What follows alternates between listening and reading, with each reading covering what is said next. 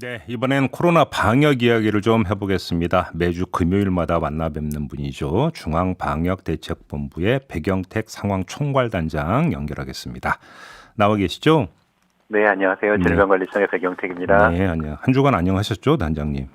네. 네. 자, 18세부터 49세까지의 코로나 백신 접종이 어제부터 시작이 됐는데요. 접종 예약률이나 접종률은 어떻습니까? 예, 지금 18세에서 49세의 경우에 사전 예약률이 67.2%입니다. 네. 저희가 생각했던 대상 1,510만 명 중에 1,014만 명이 예약을 하셨는데 네. 사실 전체 18에서 49세는 한 2,240만 명 정도 되세요. 근데 아까 제가 저 예약 그 모수가 1,510만이라고 말씀드렸잖아요. 예.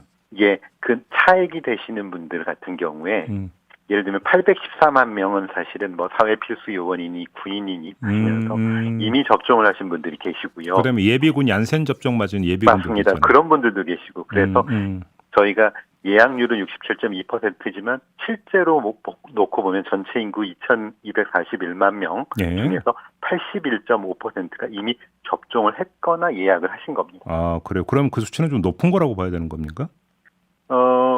예, 사실은 높은 수준이고요. 네. 근데 이제 다만 연령대를 비교해 보면 저희가 70대 어르신들께서 지금 1차 접종하신 게 지금 92.1%세요. 어유, 예. 그다음에 60대는 92.5%, 예.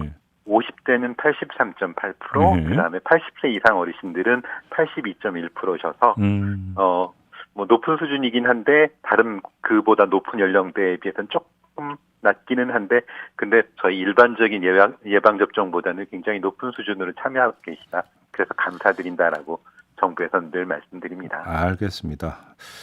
요 얘기를 좀 해야 될 것 같은데요. 그러니까 위드 코로나 이야기가 요즘 이제 조금씩 나오고 있는데 어제 네. 정은경 청장이 어떤 말씀을 하셨냐면 10월 말까지 성인 80%, 고령층 90% 이상의 백신 접종이 이루어져야 위드 코로나 전환이 가능하다.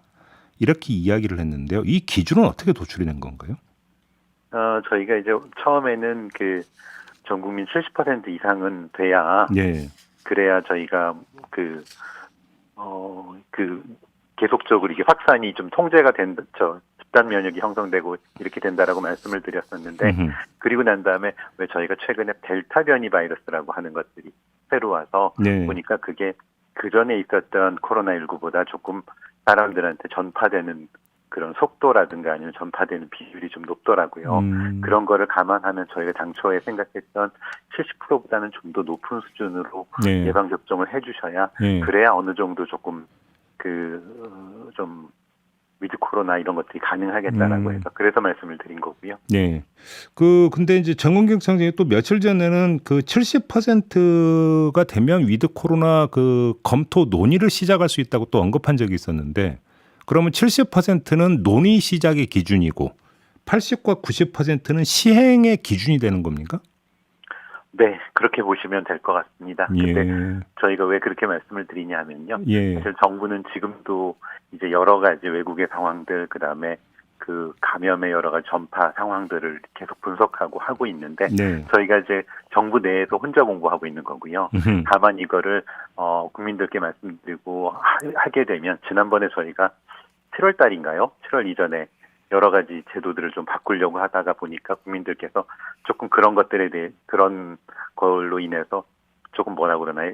전문가들은 긴장이 좀 해이해졌다라고 하시는데 네네네. 그래서 조금 확진이 좀 증가하고 이런 문제들이 있어서 저희가 지금은 정부 내에서 저희들 혼자 공부하는 것이고 예. 그다음에 그 전문가들하고 같이 조금 공론화를 시작할 수 있는 거는 한 70% 정도 예방접종을 하시면 공론화가 가능할 것 같고 예. 그다음에 공론화해서 도출한 결과들을 적용하기 위해서는 최소한 일반 성인은 80%, 고위험 고령층의 경우에는 90% 이상은 접종을 하셔야 예. 적용을 할 수 있지 않겠느냐라는 예. 생각을 하고 있다는 말씀입니다.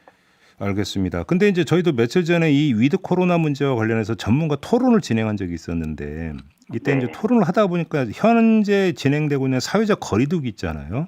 네. 이거를 바라보는 관점, 평가하는 관점이 상당히 많이 다르던데 그래서 한번 좀 이렇게 질문을 드려볼게요.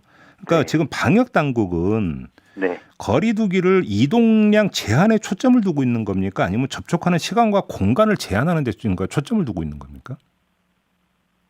아, 네. 굉장히 사실은 좀 어려운 질문을 주신 것 같아요. 예. 마치 제 귀에는 어떻게 들리냐면 엄마가 좋아요, 아빠가 좋아요처럼 들리거든요. 아, 둘 다입니까, 그러면? 네. 정부가 그래서 어떤 말씀들을 그동안 드렸냐면요. 예. 불필요한 이동이나 만남이나 그런 거를 자제해 주세요라고 말씀을 드렸거든요. 예. 아, 이동과 만남. 네, 그 얘기 두 가지를 같이 드렸던 거고요. 네. 그다음에 물리적으로 만나기 위해서는 이동을 반드시 해야 되는 거죠. 그렇죠. 아, 그렇죠. 예. 그러니까 두 개가 서로 완전히 딴 얘기인 것이 아니라 두 개가 서로 관련이 되어 있기도 하고. 제가 어리석은 질문을 드렸던 거군요, 그러니까. 아니 그런 건 아니고요. 예. 두 개가 그런 관계가 있어서 정부에서는 두 가지 다를 추진하고 있다라는 말씀을 드리겠습니다. 알겠습니다. 위드 코로나 관련 질문 하나만 더 드려볼게요. 지금 네. 국방부가 군 장병 그러니까 백신 접종률이 지금 그러니까 90% 넘어갔잖아요. 네. 그러면서 이제 마스크 벗는 방안을 검토하고 있다. 이런 그 뉴스가 전해진 바가 있는데 일단 첫째 이게 지금 방역 당국하고 그 협의를 거쳐서 나온 이야기인가요? 아직은 방역 당국하고 협의를 하진 않았고요. 아. 아마 이런 문제일 겁니다. 그러니까 아까 제가 말씀드렸던 18세에서 49세 중에서 사회 필수 요원으로 이미 접종을 하신 분들이 계시고 사실 군인들은 사회의 반드시 필수적인 요원으로 우선적으로 접종을 받았기 때문에 아마 네. 제가 알고 있기로는 군인들의 경우에는 94% 그 정도가 어떤 보도는 96%라고 또 보도도 있던데요. 아무튼 네. 예. 네. 상당히 많은 분들이 접종을 하셨기 때문에 예. 그래서 그에 대해서 뭔가 군인이라는 건 기본적으로 왜 훈련도 하고 대비들을 해야 되는데 그렇죠. 마스크 쓰고 그런 것들을 하기가 어려운 문제가 있어서 그런 것들을 아마 내부적으로 검토를 하신 것 같고 예. 그런데 그거를 시행하기 전에 그분들께서도 방역 당국하고 논의를 해야 된다라고 생각을 하셔서 예. 논의를 하자라고 얘기는 하셨는데 아직 구체적인 논의나 이런 것들은 되고 있지는 않아서 네. 아직 방역 당국과 협의를 거친 건 아니군요. 네. 그렇습니다. 그럼 혹시 지금 국방부의 이런 단독 검토에 약간의 뭐 좀 문제 내지 위험성이 있다고 보십니까?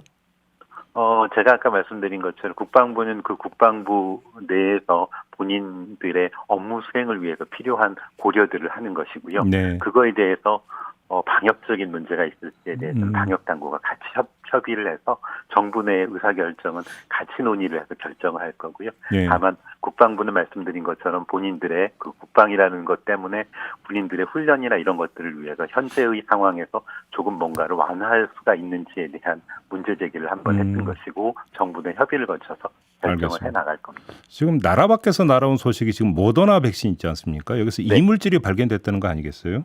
네, 맞습니다. 지금 혹시 국내에 들어와 있는 모더나는 지금 한번 다시 이거 들여다보고 있나요? 상황이 어떻습니까?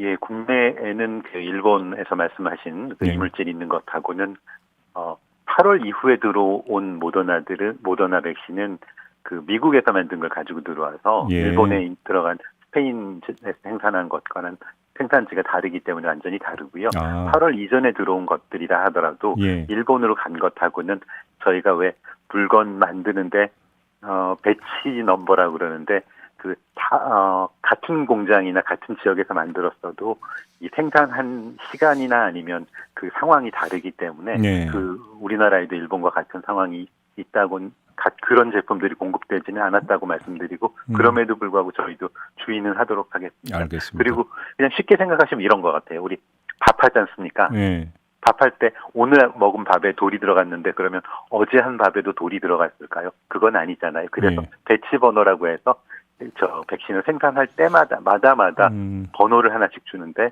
일본에 간 거하고 한국에 들어왔던 거는 8월 이후 거는 생산한 공장이 달라서 완전히 다른 거고 8월 네. 이전 거는 공장은 같지만 배치 번호가 다르다. 그래서 우리는 그런 문제는 없을 거다라고 말씀드립니다. 알겠습니다. 걱정하지 않아도 된다는 말씀이시죠? 네. 간단하게. 네. 알겠습니다. 저희 단골 애청자이신 팬킹 라이킹 님이 지금 질문 주신 게 있는데요. 얀센을 맞았다고 합니다. 그런데 네. 혹시 돌파 감염에 대비해서 추가 교차 접종이나 부스터샷 계획이 있는지 질문을 주셨네요. 먼저 이제 해외에서 나온 얘기를 하나 드릴게요. 네.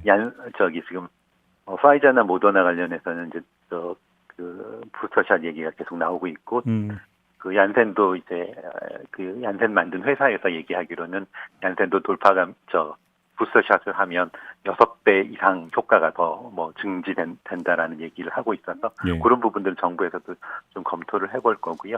어쨌든 지금까지 1차 접종을 하셨던 분들은 일정 기간이 되면 추가적인 접종을 하는 방안들을 검토를 하고는 있습니다.